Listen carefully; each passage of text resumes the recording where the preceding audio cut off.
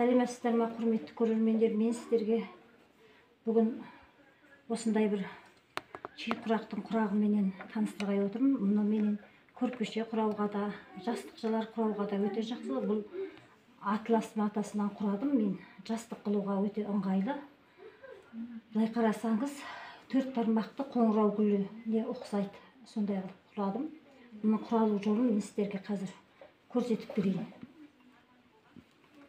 Ол үшін бізге осындай созылмайтын материалдан үстіп 4 бұрыш қиып аламыз. Жан-жағы өздеріңіздің қалауларыңызбен бола береді. Мен мұны 30 сантиметрлік материалға қойып отырмын. Мынаны былай қаратып қойып отырған себебім, мынаны былай тең ортасын былай жақсылап тауып аласыздар. Бүйтіп мынаны тең ортасын тауып алғаннан кейін, соған былай тарылтып, тең ортасына осы чүпірегімізді былай қойып аламыз. Осылай мына чүпірегімізді қойып аламыз. Мына чүпіректі, мына лентамыздың мына жағы 3 сантиметр, мына жағы 7 сантиметр. Осындай көлбеулікте осылай қиып отырмын мен. Енді мына жағынан өз қалауыңыз жермен қалтырас, бұл жағы ортасы болады. Кейін осындай 4-теу қылып осыдан құраймыз, 4 құрақ қылып. Міне мен біреуді құрап қойдым. Осыған қарап сіздерге қазір түсінікті болу үшін осыны көрсете кетейін. Алдымен мына құрағын құрап аламыз. Одан кейін осы ақ көкті былай айландырып шығамыз. Мынау қара көк, одан кейін жай ашық көк, одан кейін ақ көк. Сыртынан бұл жарып тұрған гүл сияқты болып көрінеді. Міне енді мен осыны құрай бастаймын. Алған мен осылай тарылтып, жақсылап ортасын былай тауып қойып ап, соны машинаның табанына келтіріп аламыз.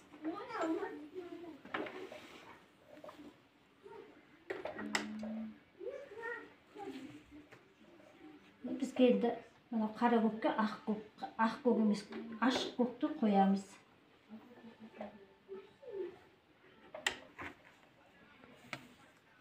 Міне жаңағы қара көктің сыртына алдымен мына төбесінен бастап құрақты құрадық. Міне алдымен мынаны құрап, одан кейін екі жақ жағын құрап, енді бұған жалғастырып ақ көкті. Осы міне алдыгенде мына төбесіне қойып аламыз. Төбесін құрап аламыз, осылай. Төбесін құрап алып, одан жалғастырып, шет-шеттерін айландырып шығамыз.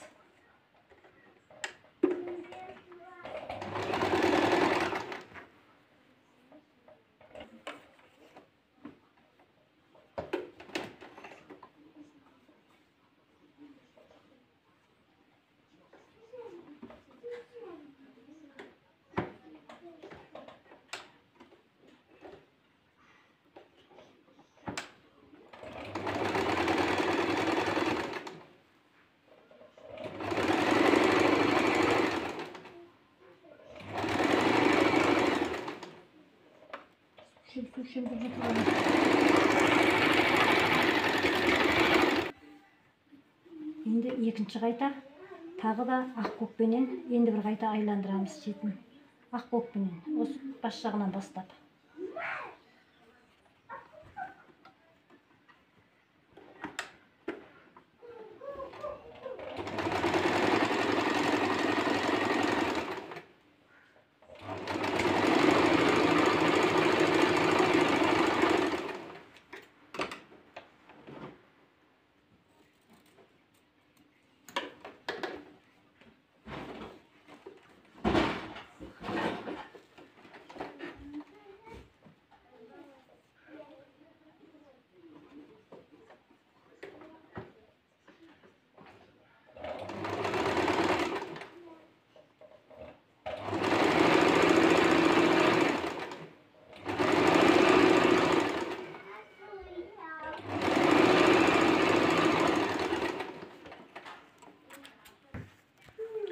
Осыны міне екі қайта айландырып шыққаннан кейін шет-шетінде қалып тұрған мына 4 бұрышына 3 бұрыштап саламыз.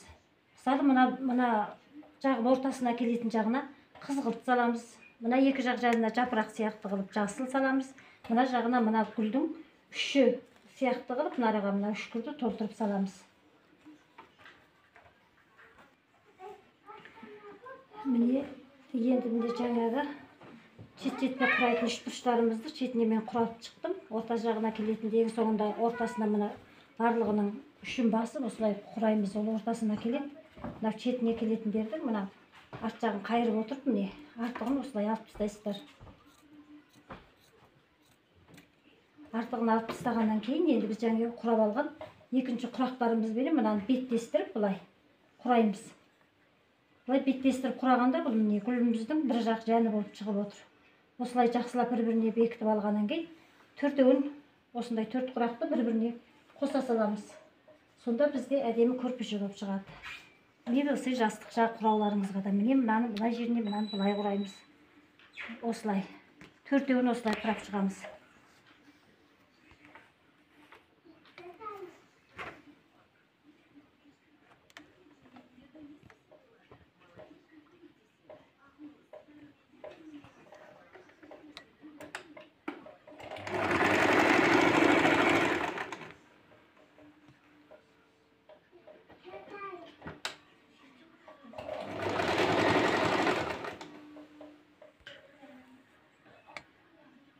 Міне жаңағы төрт құрақты бір-біріне қостық. Былай екеуін былай қосып, екеуі былай қайтадан екеуін бір-біріне қайта беттестіріп құрап шықтым.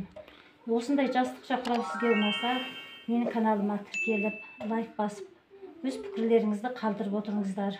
Тіркеліп қарағандарыңыз өздеріңізге жақсы.